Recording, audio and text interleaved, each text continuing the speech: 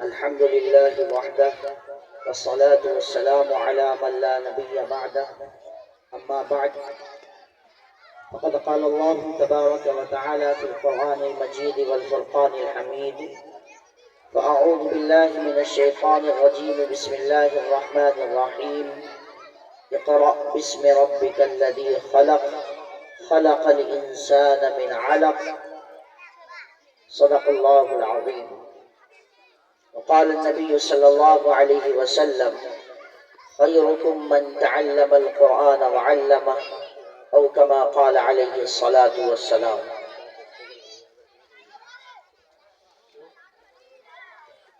Stage پر جلوہ افروز علماء کرام، قرائے اعظام، ائمہ حضرات اور جلسے میں شرکت کرنے والے تمام احباب، طلبہ عزیز، جو حضرات کھڑے ہیں، بس چند منٹ، 5 سے 7 منٹ بات کرنی ہے، اس لیے خاموشی کے ساتھ بیٹھ جائیں، ادھر ادھر ٹہلنے کی کوشش نہ کریں، بیٹھ جائیں. اور یہ درمیان میں جو بات کر رہے ہیں ان سے بھی درخواست ہے بڑے ادب و احترام کے ساتھ کہ ادھر میری طرف متوجہ ہو جائیں، میری طرف متوجہ ہو جائیں. صرف 5 سے 7 منٹ بات کر کے بات کو ختم کر دی جائے گی، اور پھر اس کے بعد جس چیز کا آپ کو انتظار ہے کہ کب ہمارے سامنے دسترخوان اور خوان لایا جائے، انشاءاللہ وہ بھی بہت جلد آپ کے لیے، آپ سے زیادہ شاید کہ کھانا آپ کا انتظار کر رہا ہو، اس لیے آپ خاموشی کے ساتھ ایک دو بات سن لیں. حضرات گرامی، یہ اللہ رب العالمین کا بہت بڑا احسان ہے کہ آج ہم اتنی رات کو اتنی آزادی کے ساتھ، سکون و اطمینان کے ساتھ ہم اپنے بچوں کو، ان کے مستقبل کو سنوارنے کے لیے، ان کے مستقبل کو پروان چڑھانے کے لیے، ان کی صلاحیتوں کو نکھارنے کے لیے، ان کے اندر کے جوہر کو باہر نکالنے کے لیے، ان کی ہمت اور جرأت کو بڑھانے کے لیے، ان کے اندر حوصلہ پیدا کرنے کے لیے یہ پروگرام منعقد کرنے جا رہے ہیں. اور الحمدللہ بہت بخوبی اللہ تبارک و تعالیٰ نے اسے پائے تکمیل تک پہنچایا. اس طریقے کے شہر میں نہ جانے کتنے پروگرام ہوتے آ رہے ہیں اور ہوتے آئیں گے. یہ صرف اور صرف اس لیے کہ ہمارے لیے ہمارے آبا و اجداد نے جو قربانیاں پیش کی ہیں، یہ ان قربانیوں کا نتیجہ ہے کہ آج اتنی آزادی کے ساتھ، سکون و اطمینان کے ساتھ ہم اپنے اسلامی تمدن، تہذیب و تمدن اور تشخص کو برقرار رکھنے کے لیے جن راستوں کو اپنانے کی ضرورت ہے، وہ تمام راستے اپنانے کے لیے ہمارے لیے راہیں ہموار ہیں. ورنہ ایک وقت وہ تھا کہ نماز پڑھنے کے لیے بھی ہمیں سوچنا پڑتا تھا، قرآن کی تعلیم دینے کے لیے بھی ہمیں سوچنا پڑتا تھا، مدرسہ قائم کرنے کے لیے ہمیں سوچ و فکر میں پڑھنا پڑتا تھا، اور نہ جانے کیا کیا پریشانیاں اٹھانی پڑتی تھی. آج بھی بہت سے ممالک، بہت سی جگہیں ایسی ہیں جہاں پر اتنی آزادی کے ساتھ قرآن و حدیث کی تعلیم کا انتظام نہیں ہے. یہ اللہ کا شکر ہے کہ اللہ تبارک و تعالی نے ہمارے آبا و اجداد کو وہ حوصلہ دیا، وہ ہمت و جرأت دی کہ انہوں نے قربانیاں پیش کر کر یہ راہیں ہمارے لیے ہموار فرمائی. دوسری بات یہ ہے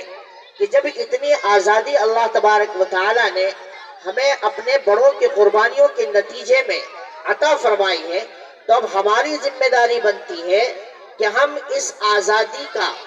صحیح طور پر استعمال کریں. اور اس کے استعمال کا یہی طریقہ ہے کہ آنے والا کل کیسا ہو اس کا اندازہ نہیں لگایا جا سکتا. آنے والے کل کی ہمیں فکر کرنی ہے، اور وہ فکر ہماری اسی وقت پروان چڑھ پائے گی جب ہم اپنے ان نونہالوں کو، ان معصوم بچوں کو دینی تعلیم سے آراستہ و پیراستہ کریں گے. انہیں اسلامی تعلیمات دلائیں گے، اسلامی تعلیم کے زیور سے ہم ان معصوم بچوں اور بچیوں کو پیراور کریں گے، تب جا کر ہم اپنا بھی اور ان معصوم بچوں کا بھی مستقبل سنوار سکتے ہیں اور اس میں کامیاب ہو سکتے ہیں۔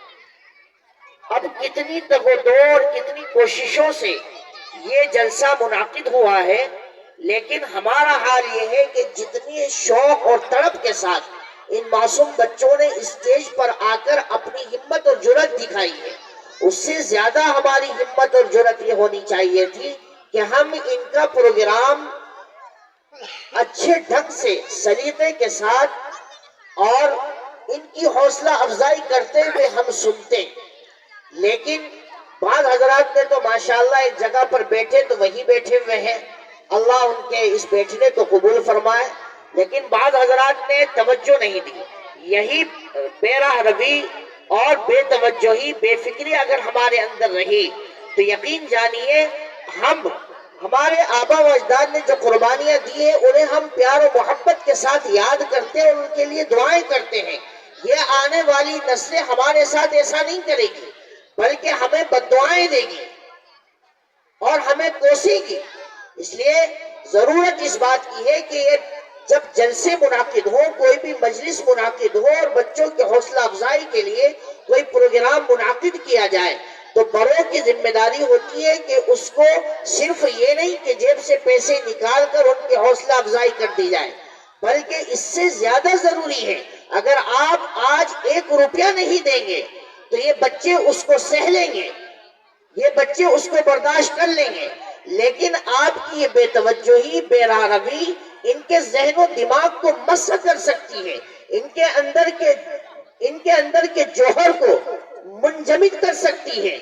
جما سکتی ہے، باہر نکالنے کی جو صلاحیت ان کے اندر ہے، جو حوصلہ ان کے اندر ہے وہ پست ہو جائے گا، اونچی اڑان بھرنے کے لیے ان کے اندر ہمت نہیں ہوگی، جرأت نہیں ہوگی۔ اس لیے ضروری ہے کہ جب بھی ایسے پروگرام ہو دل جمعی کے ساتھ ہم بیٹھیں، جس طریقے سے بیٹھنے کا انتظام کیا جاتا ہے اور غور کے ساتھ، غور و فکر کے ساتھ سنیں، سمجھیں۔ آج ہی ان معصوم بچوں نے محنت کی، استاد محترم نے محنت کروائی، تو وہ باتیں جو آج بڑوں کو یاد نہیں ہیں، وہ باتیں جو بڑوں کو ذہن و دماغ میں ہونی چاہیے، وہ ان معصوم بچوں نے پڑھ کر سنائی، یاد کر کے سنائی، اور انہوں نے جو محنت کی ہے اللہ تبارک و تعالیٰ نے اس محنت میں ان طلباء کو اور ان کے اساتذہ کو اللہ تبارک و تعالیٰ نے کامیاب فرمایا ہے۔ دوسری بات یہ ہے کہ ہم اپنے بچوں کو جس طریقے سے استاذ اپنے بچوں کو تعلیم و تربیت دینا چاہتا ہے، اس کے اندر پورا مکمل سپورٹ اور پوری مدد، پورا تعاون ماں باپ کے لیے ضروری ہے کہ وہ کریں۔ اس کے لیے یہ ہے کہ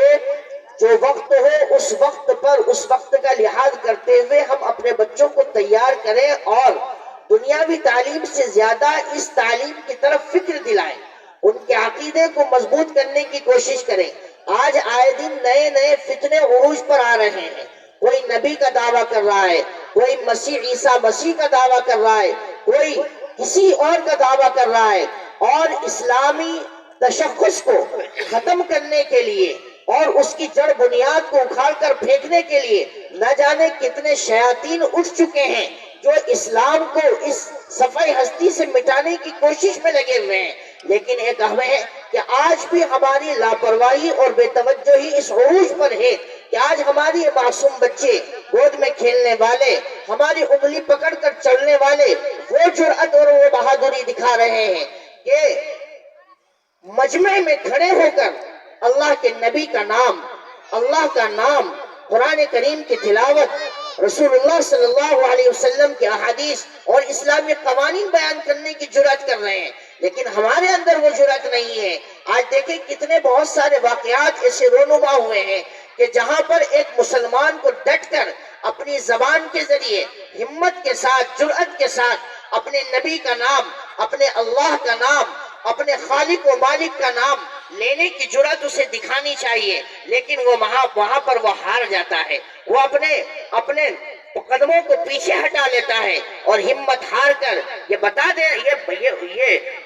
ہے کہ میرے اندر وہ جرأت نہیں ہے، میرے اندر وہ ہمت نہیں ہے، وہ طاقت نہیں ہے کہ میں اپنے آپ کو صحیح مسلمان ثابت کر کے دکھا دوں، میرے پاس وہ علم نہیں ہے، میرے پاس وہ تعلیم نہیں ہے کہ جس تعلیم کا تم مطالبہ کر رہے ہو، جس تعلیم کی حفاظت صحابہ نے کر کر یہاں تک ہم تک پہنچائی ہے، اس تعلیم کو بچا کر اس کی حفاظت کر کے اس مذہب اسلام کو باقی رکھنے کے لیے جو کوششوں کی ضرورت آج ہے، وہ کوشش کسی کے اندر وہ ہمت نہیں ہے۔ یہ ہماری بے توجہی اور لاپرواہی کا اثر ہے۔ اسی لیے کہا کسی نے بڑے